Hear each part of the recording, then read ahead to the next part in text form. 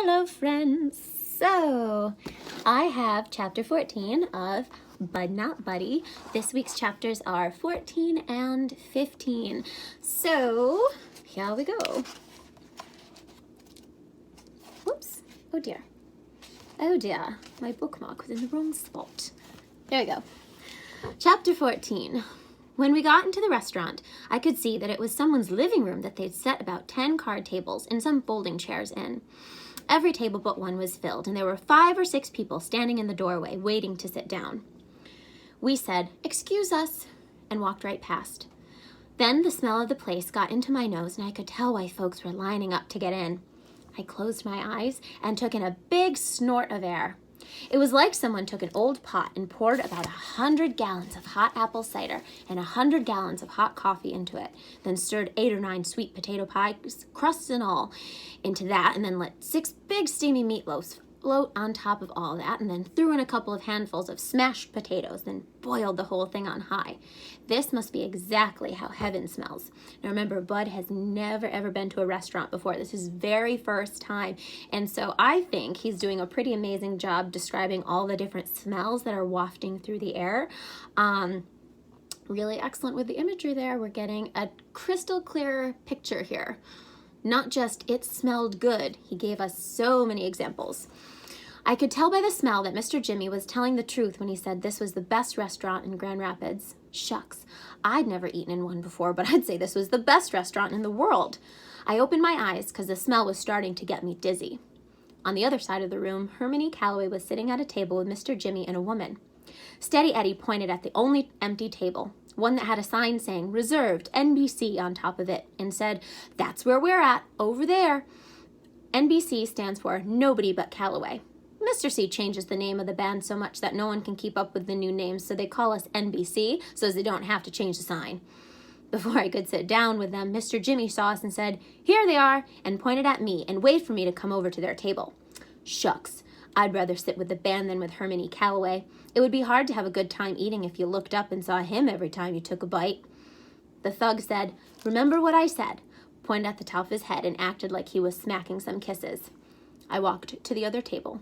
Mr. Jimmy said, "Bud, this here's Miss Thomas. She's our vocal stylist." Well, she could tell I didn't know what that meant, so she said, "I'm the singer, honey." I said, "Pleased to meet you, ma'am." She laughed and stuck her hand out for me to shake. There were about 900 not 900. There were about 9 diamond rings on just her right hand. That would be excessive. Also, not possible to fit 900 rings on a hand. I misread. She said, "Oh my, a gentleman. I'm pleased to make your acquaintance as well." Then she took all those ringed up fingers and rubbed them across my cheek, held my chin and said, "Come here, child," and pulled my face up close to hers. Uh-oh. I twisted up my face to get ready for a kiss, but instead she looked real close at me and said, "What's this, baby?" She rubbed her fingers over a couple of sting spots that I'd been scratching. For a second, I was going to tell her they were vampire bites, but something told me to tell her the truth this time. I said, "Oh, that's just some hornet stings, ma'am. I got bit up when the Amoses locked me in their shed." It was her turn to twist her face up. "When who locked you up in what shed?" "They were the people the home was paying to look after me. I got bit by their fish head guards." I showed the woman the bite on my hand. I was surprised to see it was puffing up from the pus. "My Lord," she said. "Herman, this child's hand is infected. None of you men notice how he looks?" Hermione Calloway said, "Talk to James. As far as I know, he's the only one who looked at the kid."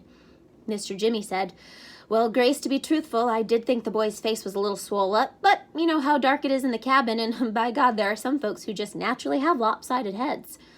She said, "Dark or not, even blind Lemon Jefferson could see something's wrong with this baby's eye. What happened here, Bud?" She touched underneath my eye as light as a feather. I said, "Well, ma'am, Todd Amos woke me up by shoving a pencil up my nose all the way to the R. And when I went to punch him, I slapped him instead, and it left a big old welt on his cheek. So we put up our dukes and went at it, and it didn't take long before I knew I couldn't whip him, so I just curled up and fell down." I looked at Hermione Calloway to make sure he was listening to the next part.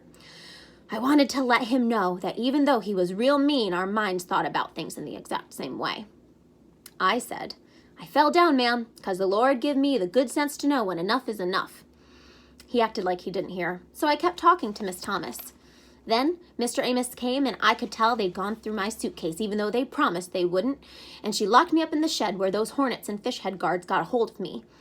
Miss Thomas looked like this was some real amazing news.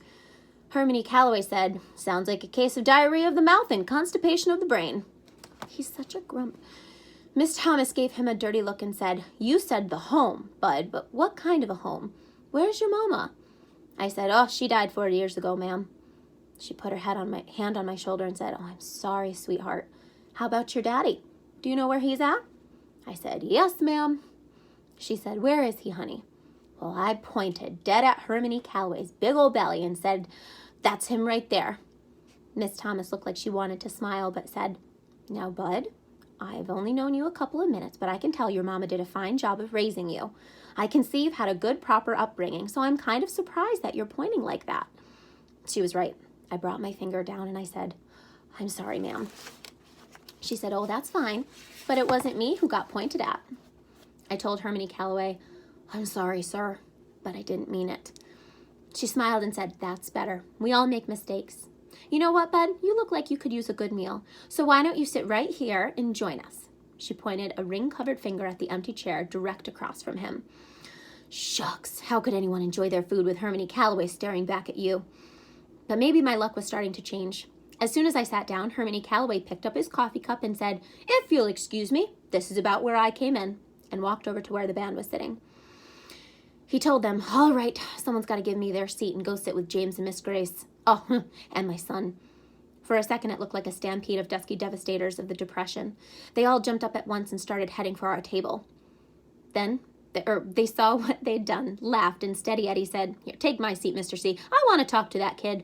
He's got the look of a future sax man about him." He came over to our table. Miss Thomas asked, "Do you mind if I order your supper, Bud?" I said, "No, ma'am. I couldn't believe you got to order what you wanted. I thought you just sat down and they'd bring you whatever was on the stove." A woman came up to the table and she said, "Y'all ready, Miss Thomas?" Miss Thomas said, "We sure are, Tyla." Tyla said, "Who's the little fella? Did y'all pick him up someone new for the band?" Miss Thomas laughed. "Oh, they're getting younger all the time, aren't they? This here's Bud, and he's going to be our guest for a while, so I want to impress him with something special." Tyla said, "Well, you know you brought him to the right place. It's so nice to meet you, Bud." I said, "Pleased to meet you, ma'am." She said, "Ma'am, mercy me, Miss Thomas, your guest has some real fine manners. I can tell he isn't one of those rude, crude folks Mr. Calloway usually scours up." Steady Eddie said, "Oh, Tyla, I'm crushed." She said, "Bud, I apologize for mistaking you for a musician." I told her, "That's okay, ma'am. No offense taken." Miss Thomas said, "Is there any more of that meatloaf left?" "Yes, ma'am, sure is." "How about some okra and mashed potatoes too, Bud?" "Thank you, ma'am." "And does a glass of apple cider sound good?"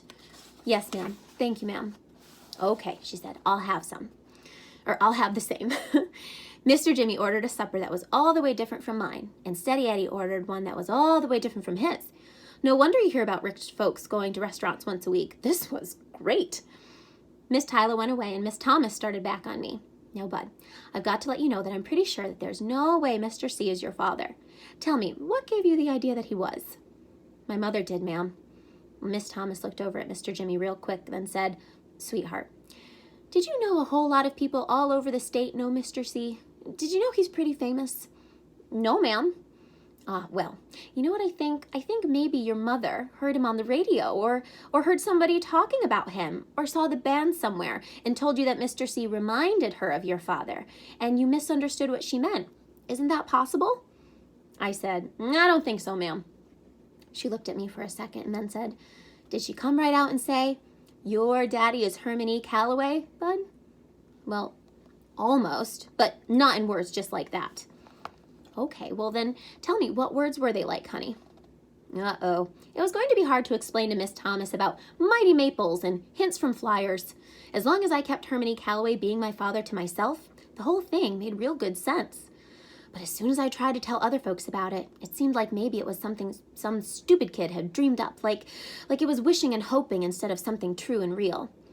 I looked down at my suitcase and said, "Well," and I could tell my luck was changing. Before I could say anything else, Miss Tyler was at her table with a tray. Miss Thomas reached across the table, patted my hand, and said, "We'll talk tomorrow, Bud. I bet you're sick and tired of answering people's questions, aren't you? I said, "Oh, yes, ma'am, I am, but I did notice that she'd said tomorrow. That might mean they were going to try to send me back to Flint right away."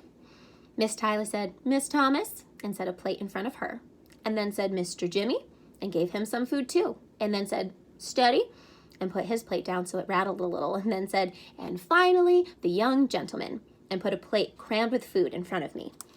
Oh, it was the best meal I'd ever had. And when it was done, Miss Tyler brought me a dessert she called on the house. It was a piece of warm sweet potato pie with some white fluffy stuff called whipped cream swapped all over the top of it. After I shoved the last crumbs of pie in my mouth and scraped up the last little dribbles of whipped cream, I looked around at the people at my table, and I couldn't help breaking out in a big smile. I didn't see it before, but now that I looked, I could tell that Miss Thomas must be the most beautiful woman in the world. When she talked, she moved her hands and fingers around, and the lights from the ceiling and from the little candle on the table would bounce off all them diamonds and spark up in your eye and make you feel like you'd been hit with some kind of magic fairy dust. And then you just couldn't help but smile. All the while she'd hum too, but hum doesn't seem like it's the right word for what she was doing. Most times I'd heard humming before it was just an excuse for not being able to sing, or something people would do if they didn't know the words to a song. That doesn't fit the sounds Miss Thomas was making. You couldn't help but look up and wonder if this was a real human being that was making these sounds. What her humming reminded me most of was that feeling when you walk barefoot on a railroad track, and for a long time before you can see it, you can feel the train coming right through the bottoms of your feet. Her humming started slow and easy at first, but then, just like you could feel that train shaking from somewhere far off, after a while Miss Thomas's humming made you feel like something big and strong was passing right by you, and everything on you was getting rattly and shaky and about to get shook loose. It made you want to drop your fork and grab hold of something solid. From hearing just a little bit of humming, I could understand why Mr. Jimmy didn't call her a singer. Singer wasn't a big enough word to take in the kind of music that was jumping out of Miss Thomas's chest. And I didn't notice before how funny Mr. Jimmy was.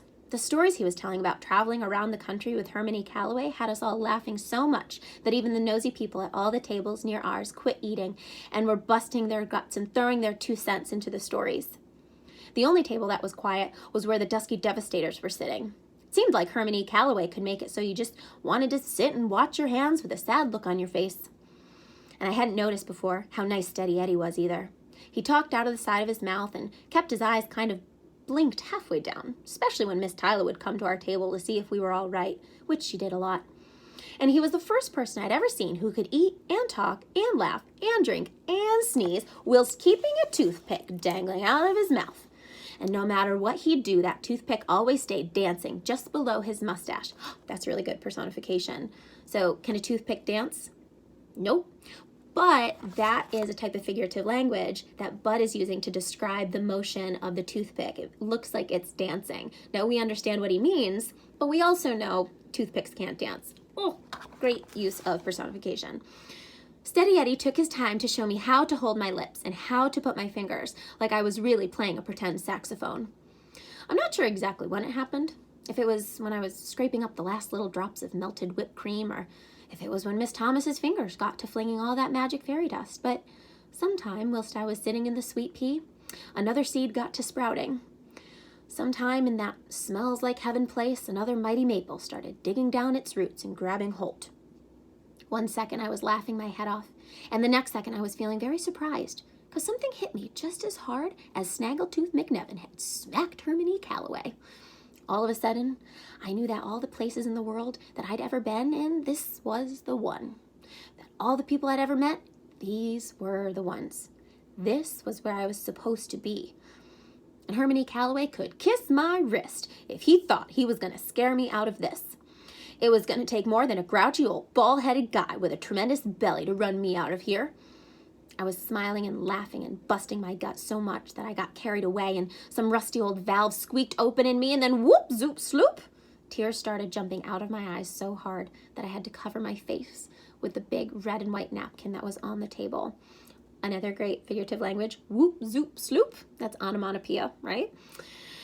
So, remember how earlier in the book, and then not too long ago, Bud has made mention to the fact that he just can't cry, right? Now, everybody can cry, but what he means by that is he's so young, and already at his age, he has been through so much, like a lot. and he's been through a lot of sadness and a lot of difficulty and a lot of frustration and a lot of struggle. It's almost as though he just can't cry anymore. It's like that emotion has shut off. But now it's just like you can turn on a sink. It's like that valve has turned on again, right? That's what he means by that. I hadn't been this embarrassed since I woke up and found Mrs. Sleet looking at my legs. I could tell that everyone in the sweet pea had stopped laughing and talking and had started looking at me. But I still couldn't quit bawling. That's another word for crying. Mama used to tell me I'd only get one chance to make a first impression, and it looked like I was blowing it with the dusky devastators of the Depression. Shucks.